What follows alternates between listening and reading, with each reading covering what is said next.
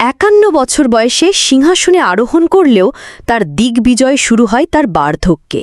তিনি Genghis Khan, ইতিহাসের এক রহস্যময়, চরম ক্ষমতাধর এবং একই সঙ্গে বিস্ময়কর চরিত্র।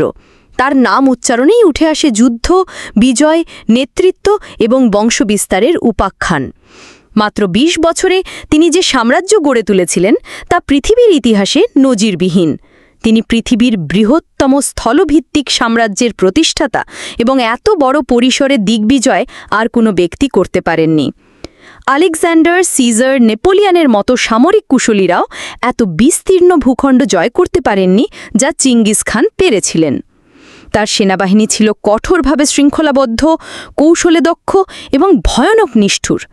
তবুও তার প্রশাসনিক বুদ্ধিমত্তা, সাংগঠনিক দক্ষতা ও নেতৃত্ব ছিল অতুলনীয়। চেঙ্গিস খান ছিলেন একাধারে দুর্ধর্ষ যোদ্ধা ও সংগঠক, কিন্তু নিজের শাসনামলের প্রথম ভাগে তিনি লিখন পদ্ধতি সম্পর্কেই জানতেন না। তার সমস্ত ফরমান ও আইন মুখে মুখে পৌঁছে দেওয়া হতো। এই সময় লিখার ইতিহাস প্রায় 4500 বছর পেরিয়ে এসছে। চীন অভিযানের সময় প্রথম তিনি লিখন পদ্ধতির অস্তিত্ব জানতে পারেন এবং তৎক্ষণাৎ তার পুত্র ও প্রশাসনিক কর্মকর্তাদের তা শিখতে আদেশ দেন।